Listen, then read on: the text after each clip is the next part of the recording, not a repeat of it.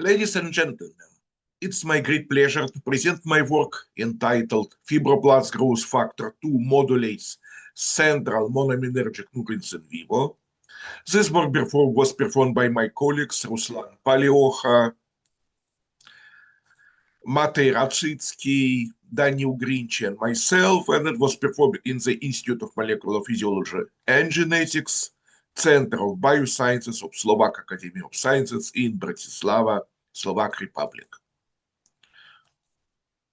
These are my disclosures. What we know about fibroblast growth factor 2 or FGF2, it's 18 kilodalton protein.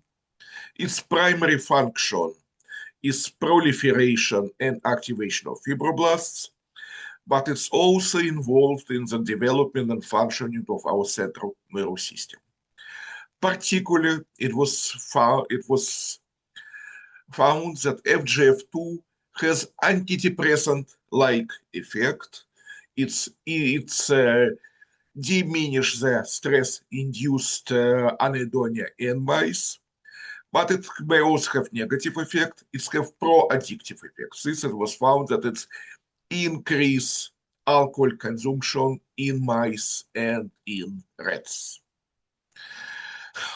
If we see some compound with antidepressants-like effect and pro-addictive effect, then we can immediately suspect that serotonergic or noradrenergic systems might be involved. And it was indeed found in our recent study that recombinant FGF2 increase the firing activity of dopaminergic neurons of the ventral tegmental area of VTA in both male and female rats. And it has opposite effect on serotonergic neurons. It decreases the burst firing of serotonergic neurons. And this effect was discussed only in males, but not in females. Aims of this study was to examine the effect of recombinant FGF on the in vivo excitability of noradrenergic neurons of locus coeruleus. Because noradrenaline, it's an important neurotransmitter monoamine. It's like third guy with the important puzzle of monoamines, which is also involved in depression and anxiety. Our method was like in our previous study. We use Vista rats, recombinant FGF2 or vehicle were injected 1 hour before electrophysiological recordings. Then we anesthetize the animals with chlorohydrate, and we insert glass electrode to the locus coeruleus.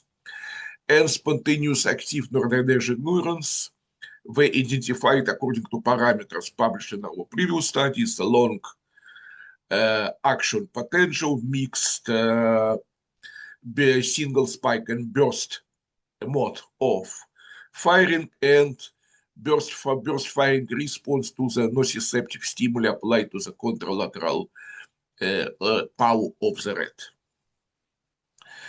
And what were our results? Regarding the firing rate, the basic spontaneous, mean spontaneous firing rate, it was not effect neither in males nor in females, but FGF2 increased burst firing of noradrenergic neurons, and this effect was observed in males only.